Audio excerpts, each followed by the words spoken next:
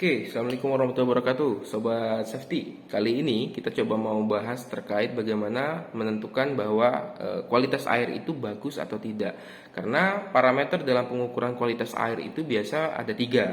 Dilihat dari segi parameter fisik, parameter kimia, dan parameter biologinya.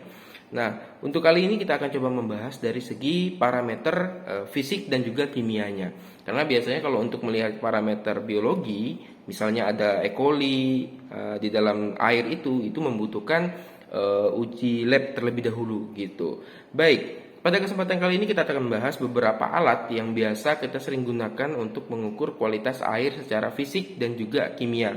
Nah, mungkin sebagian teman-teman sudah ada yang pernah melakukan uji coba ini atau belum gitu ya. Nah, kalau yang sudah pernah mungkin bisa di skip begitu ya. Untuk alat yang pertama, kita biasa menggunakan pH meter. Nah, untuk bentuknya mungkin di semua tidak semua tempat itu sama gitu ya, tapi biasanya cara penggunaannya pasti sama. Nah, untuk pH meter sendiri biasanya itu terbagi atas dua. Ada yang secara digital seperti alat ini, nah ada juga yang berbentuk manual gitu ya. Nanti alat selanjutnya akan saya perlihatkan. Kalau alat yang pH meter seperti ini cukup mudah teman-teman. Teman-teman hanya perlu memastikan bahwasanya sampel air yang mau diukur atau diuji itu mampu terendam pada bagian sensor ini, gitu kan ya. Nah, cara penggunanya cukup mudah. Teman-teman hanya perlu mengaktifkan atau meng-on-kan ya alat ini untuk dicelupkan ke dalam sampel air tadi selama minimal 5 sampai 10 detik, selanjutnya diangkat begitu kan ya. Nah, itu nanti akan kelihatan angkanya di situ. Nah, untuk kadar air yang normal atau yang bagus biasanya kita membuat beberapa baku mutu begitu ya. Jadi kalau misalnya pH-nya di angka 7, nah itu biasanya pH untuk air minum. Tapi kalau misalnya digunakan untuk keseharian, itu biasanya toleransi pH-nya dari angka 6 sampai dengan 8 begitu ya. Kenapa tidak boleh di bawah 6 atau di atas 8? Karena kalau di bawah 6 itu cenderung nanti pH-nya akan berubah menjadi asam. Selanjutnya kalau pH-nya di atas 8 itu cenderung akan berpotensi pH basa. Tentunya pH yang terlalu asam ataupun basa ini bisa mempengaruhi ekosistem. Baik mungkin untuk air yang digunakan keseharian atau untuk kegiatan MCK atau untuk perairan yang punya kolam, yang punya lahan pertanian dan lain sebagainya pasti akan tidak bagus begitu.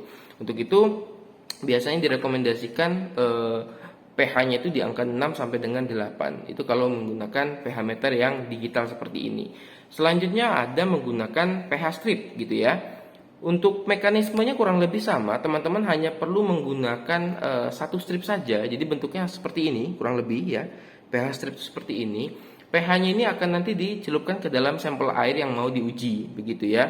Nah, nanti indikator dari strip test ini, pH test ini, itu akan melihatkan perubahan warna. Yang mana kalau dia berubah semakin orange atau kuning gitu ya, itu maka akan cenderung dikategorikan dia itu tingkat asamnya tinggi begitu. Nah, tapi kalau dia berubah ke arah warna merah atau ungu, nah itu biasanya tingkat basanya yang tinggi. Nah, ini yang perlu dilakukan pencatatan gitu kan ya, karena di sini nanti ada angka-angkanya dari 0 sampai dengan 1 sampai 7 sampai dengan 14. Nah, seperti yang saya bilang tadi, untuk pH normal air minum biasanya kita main di angka 7 begitu. Karena kalau terlalu asam tuh tidak baik, terlalu basa begitu juga tidak bagus gitu ya. Jadi 6 sampai 7 tadi untuk baku mutu penggunaan air keseharian gitu. 6 sampai 8 untuk penggunaan baku mutu air keseharian gitu.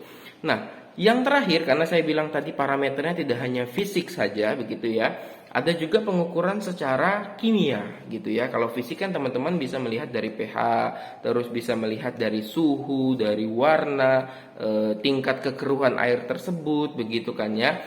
Sama dengan rasanya seperti apa, apakah hambar atau tidak begitu. Nah, untuk yang alat yang terakhir ini namanya adalah water test strip gitu ya. Bentuknya kurang lebih seperti ini teman-teman. Isinya ada 100 strip. Cukup ekonomis kalau teman-teman menggunakan mungkin untuk di rumah ataupun memang kerjanya sebagai tempat untuk pengujian sampel air gitu ya. Nah, khusus untuk ini teman-teman kurang lebih bisa melihat ada bromin, nitrat ya, besi, kromium gitu kan ya. Ada copper, lead, merkuri, zinc, aluminium, mangan, ya kan, kurang lebih lengkap di sini teman-teman. Jadi kenapa dipilih alat ini ya? Karena bisa mewakili sebagian besar dari sampel parameter kimia. Nah, untuk barangnya untuk seperti ini teman-teman. Jadi strip testnya itu ada beberapa warna gitu ya. Jadi nanti itu teman-teman hanya perlu merendam atau mencelupkan strip ini pada sampel air yang mau diuji coba tadi kurang lebih selama 2 detik gitu kan ya. Terus diangkat, didiamkan selama 30 detik, lanjut bisa dibaca. Membacanya itu cukup dengan cara membandingkan warna yang ada strip ini berubah atau tidak dengan yang ada pada label di botol tadi gitu kan ya. Nah, dari situ akan ketahuan apakah sampel air yang kita gunakan atau yang kita ukur tadi itu misalnya memiliki kadar besi yang tinggi gitu kan ya, kadar mangan yang tinggi, magnesium yang tinggi dan lain sebagainya begitu. Nah, hasil dari pengukuran tadi ini bisa menjadi sebuah indikator apakah air yang teman-teman gunakan tadi sudah sehat atau layak dari segi parameternya sudah terpenuhi apa tidak begitu kan ya, terlepas dari bahaya biologi. Saya rasa itu yang dapat saya sampaikan. Wabillahi taufiq wal hidayah. Assalamualaikum warahmatullahi wabarakatuh. Semoga membantu teman-teman.